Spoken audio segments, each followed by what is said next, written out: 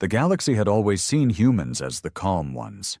Ever since they joined the Intergalactic Council 300 years ago, Earth's representatives had worn smiles and suits, spoke in measured tones, and signed peace deals faster than any other species. They acted like the quiet kid in a noisy classroom, always polite, always listening, always agreeing. Most species thought humans were too soft to be dangerous, too forgiving to be feared. That illusion shattered the day the Krell Armada disappeared. No warning, no distress signal. An entire fleet, 67 capital ships, over 200,000 soldiers, and their fearsome admiral, gone without a trace. And not in some backwater system either, but near the neutral trade route between Talon 3 and the Galtari Cloud. The galaxy buzzed with theories: wormhole accident, engine malfunction, rogue asteroid swarm, pirates, even sabotage from one of the Krell's own inner circles. But there was one problem with all those guesses. There were no remains, no broken hulls, no scattered life pods, no black box transmissions, just silence where a war machine used to be. At first, nobody suspected the humans. Why would they? Earth had sent nothing more than a research vessel to that region weeks earlier. The ISS Horizon, a ship known for mapping gas anomalies and studying solar flares. No weapons, no combat protocols, just scientists and data collectors. At least that's what the Council believed. Captain Lennox stood at the helm of the Horizon as the final Krell ship disintegrated into dust, its core imploding silently under the weight of gravity bombs disguised as meteorites. He didn't smile. He didn't need to. His orders were never about vengeance, never about emotion. It was strategy, calculation, patience. "That's the last one," his weapons officer, Lieutenant Reyna, said quietly, her voice barely above a whisper. Lennox only nodded. "Good. Pull us out. Leave no trace." They moved like ghosts, efficient, cold. Nothing about this operation screamed human. No rage, no shouting, no bloodlust, just surgical silence. The Krell had crossed a line 6 years ago, burning human colonies along the edge of Zone 12. Earth had begged the Council for justice, filed the reports, sent envoys, waited. Nothing came. Too far, too isolated, not politically significant. So humans waited.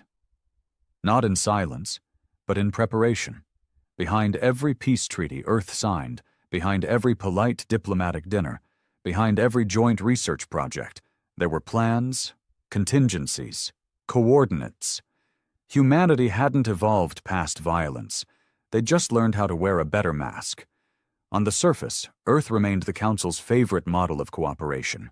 Its delegates spoke of harmony, its media broadcast goodwill. Children in alien academies learned about the Earth Renaissance, where the planet had risen from climate collapse into an era of progress and unity. But in secret, in the dark vacuum between stars, Earth had been building. Not bigger ships, but smarter ones. Not loud armies, but quiet teams, covert branches, black sites, artificial minds designed not to scream war, but to study it. Patterns, tendencies, historical triggers. They didn't want fast war. They wanted inevitable war. The kind you couldn't trace, the kind that looked like it never happened. Captain Lennox remembered the face of the Council speaker when Earth announced its withdrawal from the peacekeeping fleet rotation 2 years ago. Disappointment, confusion, but no protest. Earth had given too much already, they said. No one suspected why. Now, on Talon 3, reports were already flooding in. Trade routes in chaos. The Krell throne world panicked. Council emergency meetings called. And Earth was quiet. "We'll get blamed," Reyna murmured, watching the screen go dark. "No," Lennox replied. "They'll search every system, suspect every rival, chase every shadow, but not us. Not now." She glanced at him. "And later?" He didn't answer right away. just stared out into the void, where nothing remained of the Krell but vapor. "Later," he said slowly. "They'll realize what we are." The transmission logs were wiped. The ship's hull cooled back to survey temperatures. They resumed a course toward a distant solar flare, as if nothing had happened. Because that was Earth's new doctrine, not to win wars, to end them before anyone even knew a war had started. The ISS Horizon drifted calmly toward a dying star, its sensors picking up harmless solar radiation while its crew moved in silence. No celebration, no chatter, just the weight of what they'd done pressing against the steel walls like a ghost refusing to leave. Lieutenant Reyna sat alone in her quarters, a steaming cup of synth coffee untouched in her hands. The image on her datapad flickered. An old photo of her brother, Marcus, grinning with a sunburn across his nose, standing in front of the abandoned Outpost 17. That outpost had burned 6 years ago, with him inside. Krell war cruisers had swept through Zone 12 like vultures, and Earth's calls for help had fallen on deaf ears. She had memorized the names of the council members who'd voted against retaliation. Now, every one of those names had received the encrypted broadcast from the Horizon's black box. A single word on a secure channel. Balance. It wasn't a threat. It wasn't a confession. It was a message, simple and terrifying. We don't forget. Meanwhile, back on the Galactic Council's capital world, Virelon Prime, the panic had begun to spread. The Krell Empire had shut down all off-world transmissions, their embassies closed, their leaders silent. The remaining Krell delegates who had survived by sheer distance, ambassadors, merchants, scholars, were either detained for questioning or fled into hiding. No empire of their size vanished without explanation. Speculation consumed the council chamber. "They were sabotaged from within," barked the Delnari representative, her tendrils twitching. "This reeks of Krell civil unrest." "No," said the Carthan delegate slowly, eyes narrowed. "This is too clean. This wasn't chaos. This was a message." Council Speaker Morat, an old Ilithian with translucent skin and eyes like melting glass, stood at the center. "We have no proof of war. No one claims responsibility. The humans say nothing. The Seldari deny involvement. Until evidence arises, we will treat this as an internal Krell matter." But even as he said it, he didn't believe it. Earth's ambassador, Andre Voss, sat quietly in his seat. Always calm, always composed, a glass of water before him, untouched. He didn't offer a speech. He didn't rush to reassure the room. When Speaker Morat asked if Earth had any information about the missing fleet, Andre simply said, "We mourn all lives lost in the galaxy. We encourage peace." And nothing else. Later that evening, in a private diplomatic lounge, 2 council aides spoke in hushed voices. "I don't trust them anymore," one whispered. "The humans. Something's changed." "It's not change," the other said, eyes haunted. "It's revelation. We're not seeing a new side of them. We're seeing the real one." On board the Horizon, the quiet mission continued. Captain Lennox gathered the senior officers for a closed briefing in the secured ops room. The lights dimmed. Holograms flickered to life. The star map of Sector G9 expanded, marking old Earth colonies now abandoned, zones where peace treaties had been ignored, and no one had come to help. "Phase 1 is complete," he said. "Phase 2 begins next week." Reyna frowned. "You think the Council will retaliate?" "They won't even believe we did it. Not yet. That's the beauty of it." Lennox tapped a glowing dot on the map. "They'll look to the Tharn. Maybe even the Jernai. It buys us time." Another officer, Commander Holt, leaned in. "What if someone does figure it out?" Lennox didn't blink. "Then we show them why you never corner a predator pretending to be prey." The ship's AI, Athena chimed in. Incoming message from Fleet Intelligence. Top-tier encryption. Eyes only for the captain. Lennox nodded. Send it to my private console. In his quarters, the message unfolded in cold military script. Operation Mosaic green-lighted. Authorization. Omega level. Target. Council communications grid. Timeline, 3 months. Message. Peace ends when silence is mistaken for weakness. He leaned back, closed his eyes, and let the weight of it all settle in. Earth had tried peace. It had tried patience. It had tried to play by the rules of the galaxy, but the galaxy never played fair. Now Earth wouldn't either. 3 months later, the galaxy was different, and no one could quite explain why. The Krell silence had spread like an infection.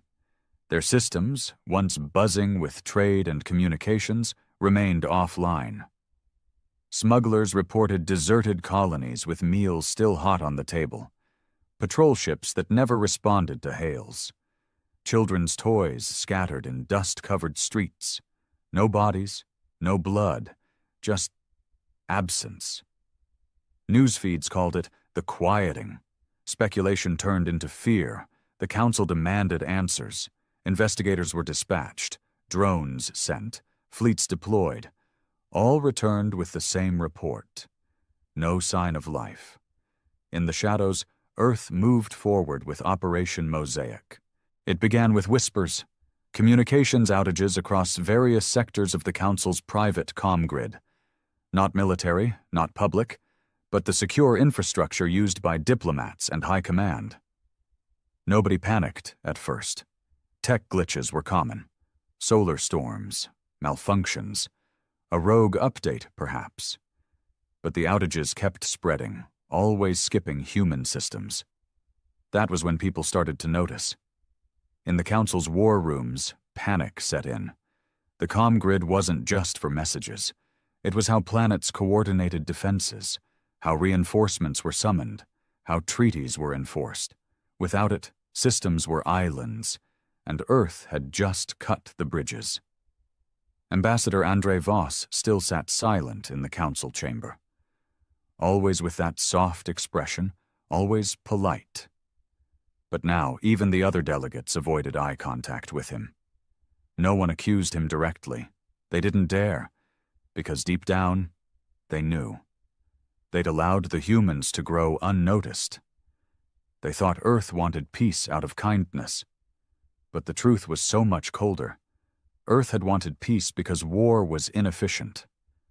But when peace failed, back aboard the ISS Horizon, Lennox and his crew watched as another Council communications hub went dark.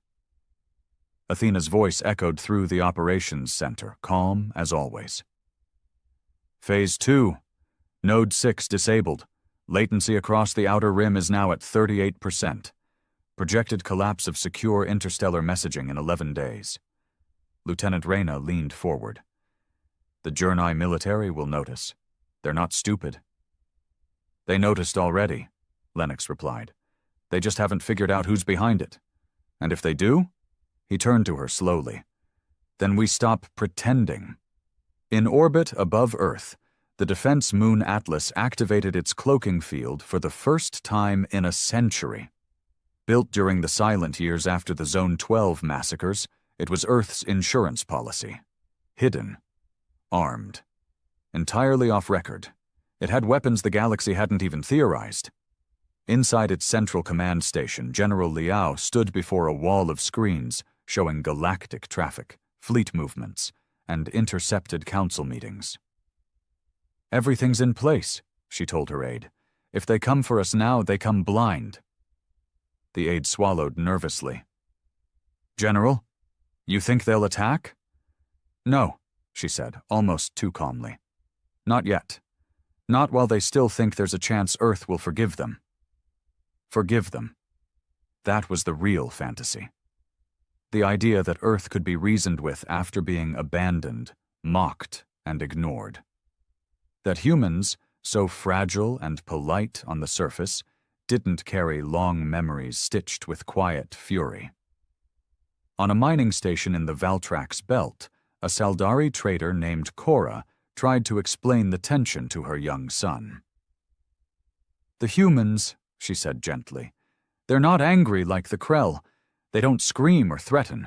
They're different. They remember everything. And they wait." "Wait for what?"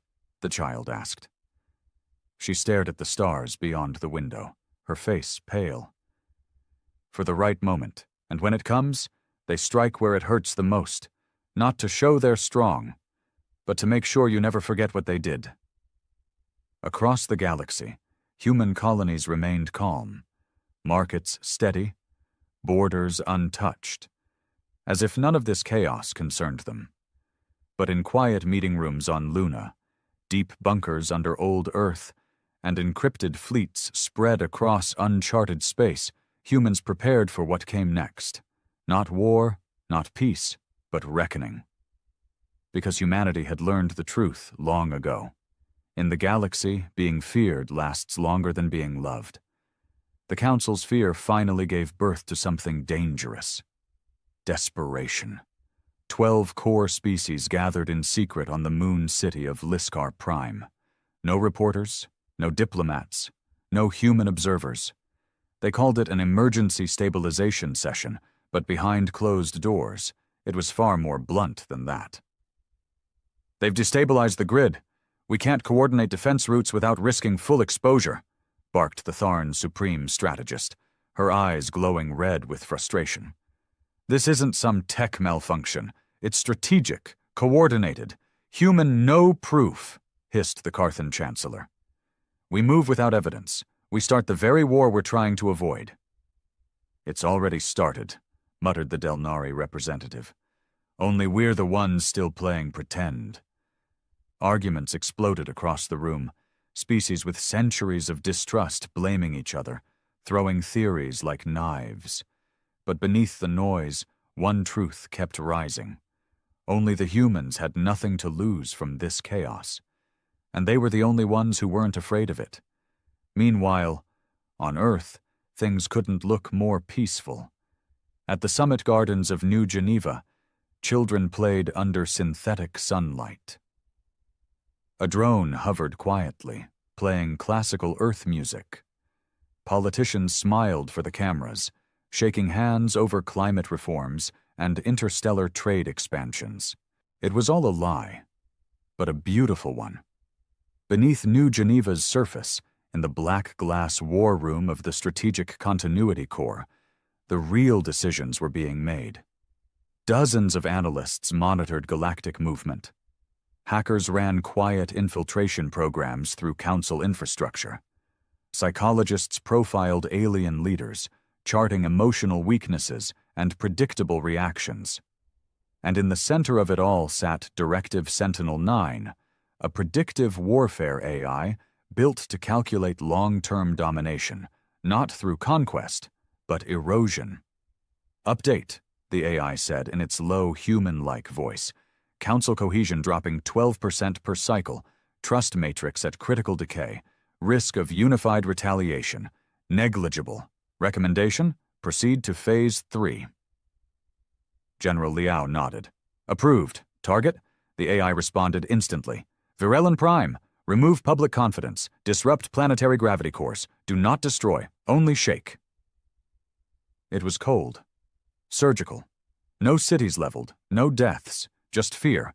That was the point. Back aboard the ISS Horizon, Lennox received the same directive.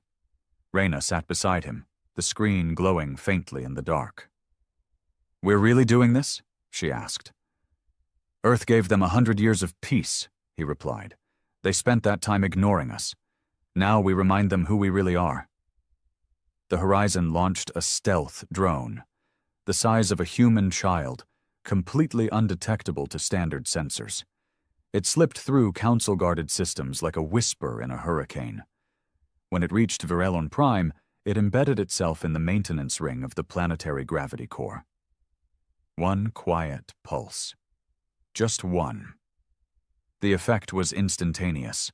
Buildings shuddered, towers cracked, floating gardens plunged into courtyards, not enough to cause death, but just enough to remind every being on that world that something powerful and precise was watching them. Council Speaker Morat barely escaped his office, floating in zero gravity as systems tried to reboot stabilization. He clutched the wall, breathing heavily, sweat forming under his translucent skin. He didn't scream, he didn't panic, but for the first time in centuries, he felt hunted. Later, in an emergency broadcast to the galaxy, Morat addressed the event. "This was no accident. We face an invisible force, one that knows our weaknesses, and chooses not to strike fatally but to let us fear the strike that may come next." No names were mentioned, no enemy declared, but every species watching knew. And Earth said nothing, didn't deny it, didn't confirm it, didn't even look surprised. Because that was the brilliance of the new human doctrine. Don't fire the first shot. Make them believe they've already lost before you ever need to. By the time the shockwaves from Virelin Prime settled, the galaxy was no longer concerned with peace treaties or trade pacts. They were scared, not of open war, not of invasion, but of uncertainty, the kind that crept into their homes, their systems, their minds, the kind that whispered at night. What if we pushed the humans too far? Across thousands of worlds, rumors spread like rot. Fleets were grounded. Border stations doubled their patrols. Civil unrest brewed in systems once considered untouchable. And through it all, Earth said nothing. Not a broadcast, not a denial, not a single statement of reassurance. Because they didn't need to speak anymore. Their silence was the message. Back aboard the ISS Horizon, Lennox stood in the observation deck, watching the twin suns of the Araceli's system flare and pulse like warning lights. They had just completed another quiet operation, this one psychological. A relay station sabotaged to project strange, human-coded frequencies across neighboring systems. No commands, no threats. Just an old human nursery rhyme, whispered in the background static, looping endlessly. Ashes fall where silence grows. The quiet one the wise man knows. Sleep with eyes wide, never trust the light. The kindest face may strike at night. Reyna had heard it during training, years ago. Now she listened to it echo through deep space, piped into alien comms and bouncing off satellites like a haunting lullaby. It was subtle warfare, untraceable, unprovable, but utterly effective. "It's getting to them," she said, arms crossed. Even the Saldari ambassador requested protection from the Council Guard. He used to laugh at us, said Earth had soft teeth. Not anymore. "They thought we were domesticated," Lennox said. "They never realized we were just leashed." Behind them, Athena's interface flickered to life. "Incoming from command. Directive. Initiate Phase 4. Field test begins immediately." Subject, Grell 49.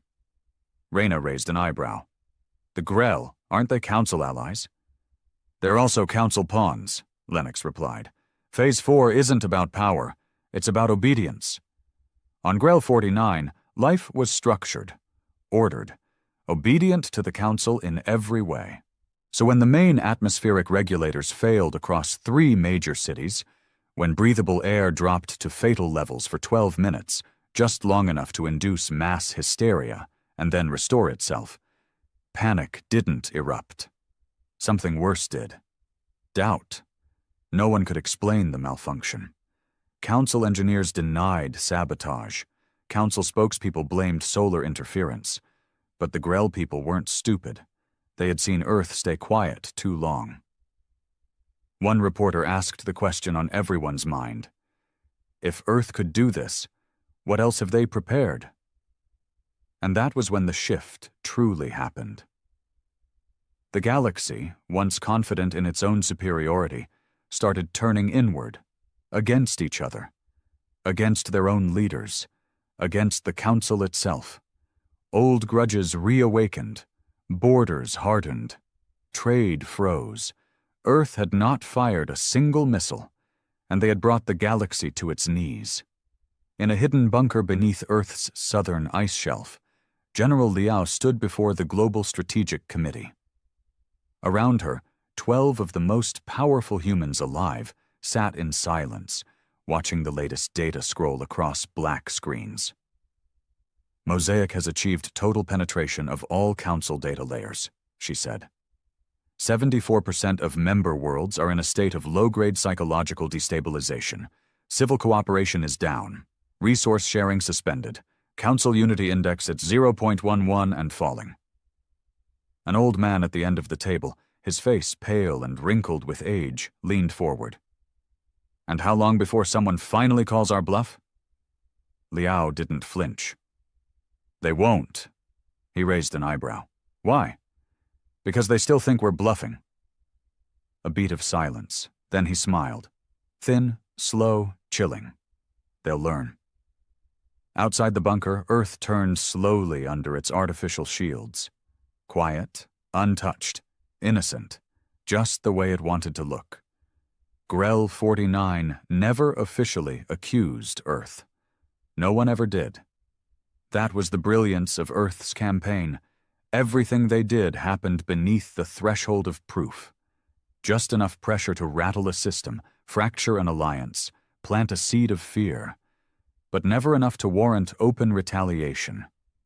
Because Earth didn't want war, it wanted control. The kind that came when your enemies no longer trusted their own systems, when fear of shadows paralyzed action, when silence became louder than screams. Back on the ISS horizon, Captain Lennox studied the newest intelligence feed, clipped council footage showing an emergency vote on expanding war budgets, suspending cross-species travel, and demanding full inspections of Earth's technological infrastructure. But no vote passed. Too much division, too much paranoia. The council had become a room full of trembling hands, each holding a dagger, all too afraid to strike first. Reyna entered the bridge quietly. She looked exhausted. Something about this phase of the mission had worn her thinner than the others. "We're not soldiers anymore," she muttered. "We're puppeteers." Lennox didn't argue. She continued, more quietly now. "I joined to fight, to protect Earth from what they did to Zone 12. But this? Breaking their minds, piece by piece? This is the fight," he said, staring through the viewport at the pale glow of a gas giant. "They didn't hear our screams when the Krell burned our colonies. They won't hear our voices now either, but they'll feel the silence." A soft alert rang out from Athena. "Priority ping from Luna Command. Direct orders. Final trial phase. We are a go." Lennox opened the encrypted file. It was brief. "Activate Polaris Protocol. Subject, Virelon Prime. Target, atmospheric control satellites. Objective, disruption only. Visibility, high. Signature, human." That last part hit Reyna like a slap. "Visible? They want us to be seen?" Lennox nodded slowly, the meaning sinking in. "It's time." Polaris Protocol was never designed to kill. It was designed to warn. The Horizon maneuvered toward Virelon Prime's outer orbit, undetected as always. Their payload was already in place, satellite disruptors cloaked as meteor debris, set to trigger a cascading chain that would drop the planet's upper atmosphere by 6 degrees in under 12 minutes. Enough to send entire cities into chaos, enough to show them that humanity could be invisible, but chose not to be anymore. The moment the disruptors fired, the sky above Virelon turned gray, then blue, then black. A cold wind swept through government halls, schools, transit stations. Massive clouds rolled in without warning. Rain fell like ice. Air pressure dropped. Civilians collapsed in the streets from sudden oxygen shifts. For exactly 11 minutes and 42 seconds, Virelon felt helpless. And in the center of their skies, dozens of satellites blinked in synchronized red. One symbol pulsed across every screen, every comms feed, every building interface, humanity remembers. There were no denials after that. The Council convened in full emergency protocol. Every species sent fleets to high alert. Planetary shields were recharged, defense satellites repositioned. But it was already too late. Earth had done what no species had ever dared. They had ended peace not by war, but by fear. And for the first time since its formation, the Council voted not on retaliation, but on appeasement. Trade terms were adjusted in Earth's favor. Surveillance protocols against Earth systems were quietly withdrawn. Travel visas for humans were processed faster. Disputes involving Terran colonies were suddenly fast-tracked, and almost always ruled in Earth's favor. No public declarations were made, no surrender signed. But behind closed doors, everyone understood. Earth would never again be underestimated. They had been seen as peacekeepers, as diplomats, as idealists. Now they were seen as what they truly were, patient killers. Not because they struck first, but because they waited long enough to make every other species wonder if they ever should have struck at all. The shift was complete. From the Outer Rim colonies to the core worlds of the most ancient empires, every species now carried the same quiet fear when dealing with humans. Not the fear of war, but of misstep, of offending the wrong diplomat, of ignoring the wrong Terran petition, of assuming Earth's silence meant weakness. It was the fear of misjudging the quiet one in the room. On Virelon Prime, the skies had returned to normal, but the people hadn't. Entire blocks remained empty, businesses shut down, and military presence surged in once tranquil districts. The atmospheric anomaly had caused no fatalities, no long-term damage, but it had achieved its true purpose: humiliation. The greatest planetary capital in the galaxy had been brought to its knees, and no one had even seen the weapon. In secret, some council members demanded retaliation, others warned of escalation. But all of them, agreed on one thing. Earth could no longer be ignored. On Earth, things remained eerily calm. In a hidden facility beneath the Mojave Desert, General Liao met with the heads of Mosaic, Sentinel Command, and the Strategic Covert Response Division. The air smelled of dust and cold metal. A soft hum from cooling systems filled the silence. "Report," Liao said, standing before a polished glass table showing a live map of all active operations. Mosaic is now active in 72 of 81 known Council-aligned systems, the Mosaic director said. Subtle destabilization, infrastructure interruptions, trust decay, everything according to protocol. "And Polaris?" Liao asked. The head of Sentinel Command gave a satisfied nod. "Executed flawlessly. We sent the message, loud and clear." Liao stared at the table for a long moment. Then she tapped a small icon labeled S-13, Retaliatory Simulation, Council Unification Attack. "What happens if they stop fearing and start fighting?" The projection changed instantly. Fleet models, casualty estimates, planetary risk zones. The AI ran a dozen simulations in under 10 seconds. The final line on each read the same: Victory, 71%. Global devastation. Threshold, 89%. Recommendation, maintain psychological pressure, avoid open conflict. She closed the display. "Then we keep them guessing." Reyna sat alone on the observation deck of the ISS Horizon, her eyes fixed on a drifting star. Something deep in her chest ached, a cold, hollow kind of ache that no medal or mission brief could soothe. She still remembered the screaming. Not from Virelion Prime or the Krell massacre, but from her own people when no one had come to help. That's what this was really about. The missions, the precision strikes, the psychological warfare. It wasn't about dominance. It was about memory. Humanity didn't forgive, because they'd never been given the chance to forget.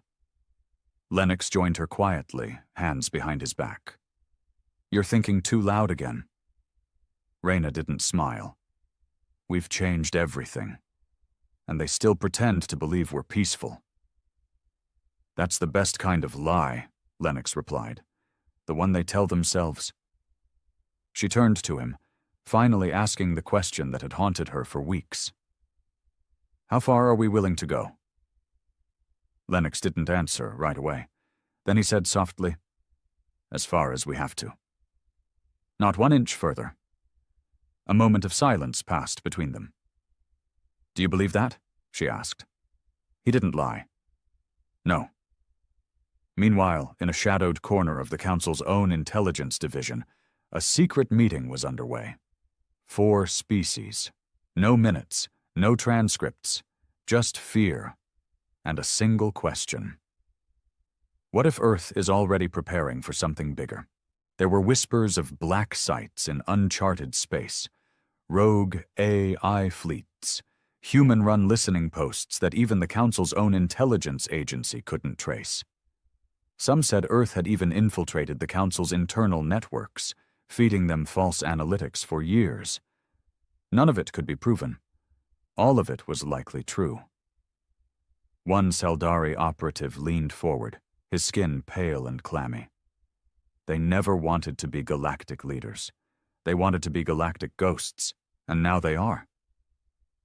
The room went quiet, because no one had a response, and across the stars, in the shadows of systems too quiet to notice, more human ships drifted unseen, watching, waiting, never striking first, never needing to. The final phase of humanity's silent war didn't come with explosions or bloodshed. There were no grand speeches or triumphant parades. No ships darkened the skies. No missiles screamed through the atmosphere. It ended the way it had begun, with silence. By the time the galaxy realized what had happened, it was already too late. The Council was no longer leading. It was following. Every vote was preceded by hushed conversations with Earth's ambassador. Every treaty reworded to favor Terran interests. Council ships began adopting Terran stealth protocols. Military academies started offering human tactical analysis as a required course. The word Peacekeeper wasn't spoken anymore. It had been replaced, without discussion, with a new term whispered in fear across the stars. Balancers. Because humans didn't bring peace. They brought equilibrium, the cold, quiet kind that sat heavy in your chest, reminding you what could happen if you misjudged them again.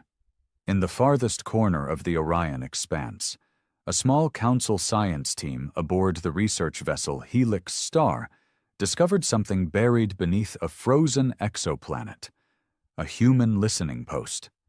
Abandoned but active, hidden there for over 40 years, long before Earth had even joined the Intergalactic Council. 40 years. They never reported it. Instead, they wiped the logs, turned their ship around, and headed home, never speaking of it again. Because even now, even with Earth appearing to cooperate and assist, nobody wanted to provoke the ones who'd been playing the long game since before anyone noticed they'd arrived. Back on Earth, in the heart of New Geneva, Ambassador Andre Voss stood before the United Terran Assembly, a body of leaders, generals, and thinkers who no longer needed to raise their voices to change the galaxy. The air was warm with recycled wind and the faint scent of ever-blooming trees from the genetically engineered gardens below the chamber. Voss placed his hands behind his back, calm as ever. "It's done," he said. "The Council now bends before us without a single shot fired." A low murmur of approval rippled through the room. "But," he added, letting the silence draw out, "it doesn't mean they trust us, only that they fear us. And fear fades. Eventually." General Liao spoke from her seat near the front. "Then we keep it alive. Quietly. Carefully." A younger diplomat leaned forward, uncertainty flashing in his eyes. "What if someone calls our bluff?" Voss turned his gaze on him slowly. "Then it's no longer a bluff. And that was the unspoken core of the new Terran doctrine. For centuries, the galaxy believed humanity to be fragile, kind, slow to anger, a peace-seeking race that wore its ideals on its sleeves. But humans had evolved far beyond the brute force tactics of early war. They'd learned the art of restraint and how to use it like a weapon. They didn't destroy planets, they destroyed confidence. They didn't cripple fleets, they crippled unity, and they never needed to shout. Because their silence now spoke louder than any declaration of war ever could. On the ISS horizon, Lennox stood alone on the bridge, the stars reflected in the glass before him. The crew had gone silent after the last message from command. Phase 4 was now permanent policy. Mosaic would continue operating, not as a mission, but as a doctrine. Humanity wasn't at war anymore. It was the war. Reyna entered, her boots soft against the steel floor. She looked at him with a strange, tired smile. "So this is it," she said. "The end of the long game." Lennox nodded. "And the start of a longer one." She walked beside him, staring out at the dark. "Do you think they'll ever forgive us?" He didn't answer, because forgiveness wasn't the point. She asked again, softer this time. "Do we even care anymore?" That one he answered. "No." She sighed, then whispered, "I think that's the part that scares me." He didn't argue. It scared him too. But he knew what fear was now. It was power. And Earth, for the first time in its long and battered history, was no longer the frightened species in the corner of the galaxy. Now they were the ones who watched, the ones who planned, the ones who waited, and when needed, the ones who reminded the stars that the quietest species, the one that called itself civilized, soft-spoken, diplomatic, was also the most dangerous. Not because of rage, but because of patience, because humanity could wait decades for justice, centuries for revenge, and if peace was refused long enough, they would build a silence so heavy, so absolute, that the galaxy itself would shiver under its weight. So when historians